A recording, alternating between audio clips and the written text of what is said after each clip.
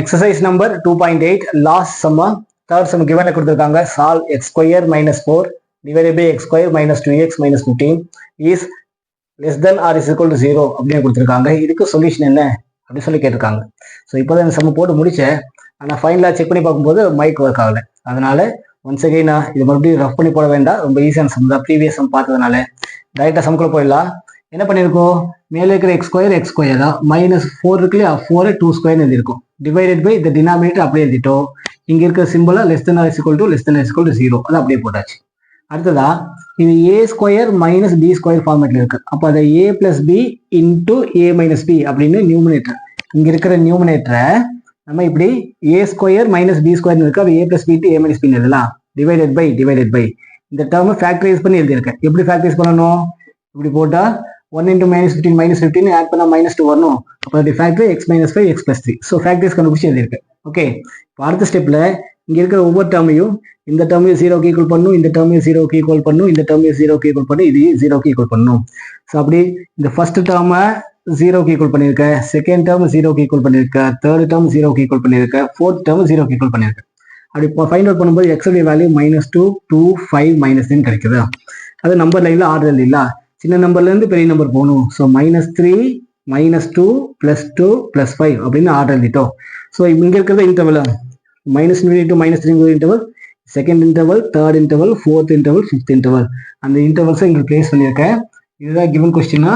இந்த கிவன் கொஸ்டின்ல இந்த இன்டர்வலுக்கு நடுவுல இருந்து ஏதாவது ஒரு வேல்யூ சூஸ் பண்ணி அந்த வேல்யூ எடுத்தா இங்க இருக்கிற கிவன் கொஸ்டின்ல அப்ரோச் பண்ணி பாக்குறேன்.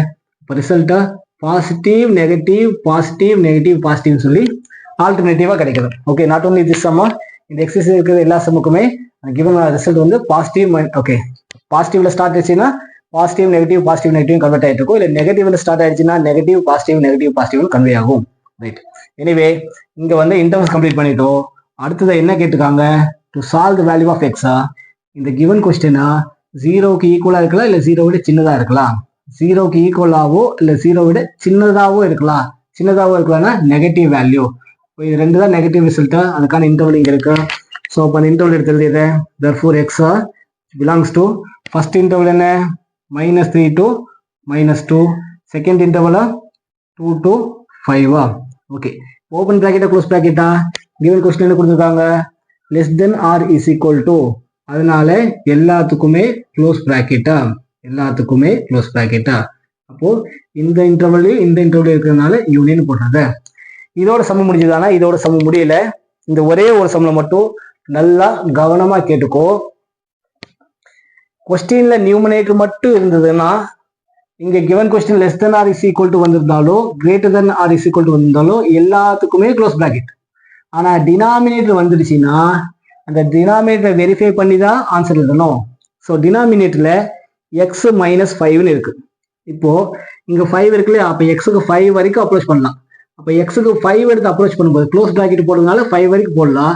இந்த 5 எடுத்து இங்க அப்ரோச் பண்ணோம்னா 5 - 5 0 அப்படின்னு ஆயிடும். 0 into anything 0, any number divided by 0 is infinity. So total question collapse ஆயிடும். அப்போ எக்ஸுக்கு 5 மட்டும் வரக்கூடாது.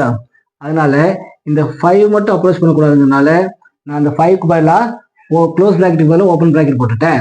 சிமிலர்லி இதே டினாமினேட்டர் செக் பண்ணி பார்க்கணும். டினாமினேட்டர் மட்டும் எப்பவுமே செக் பண்ணி பார்க்கணும். எவ்வளோ டேர்ம்ஸ் இருந்தாலும் செக் பண்ணி பார்க்கணும். ஃபர்ஸ்ட் டேர்ம் செக் பண்ணிட்டோம். இப்போ செகண்ட் டேர்ம் x+3 இருக்கு. எக்ஸுக்கு -3 வரக்கூடாது.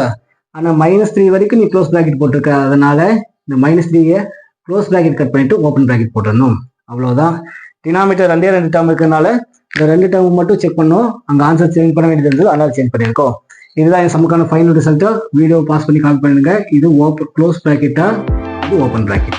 ஓகே, டவுட் இருந்தால் கமெண்ட் செக்ஷனில் கமெண்ட் பண்ணுங்க. சம்ம மறுபடியும் உங்களுக்கு டீச் பண்ணுறேன். Thank you everyone.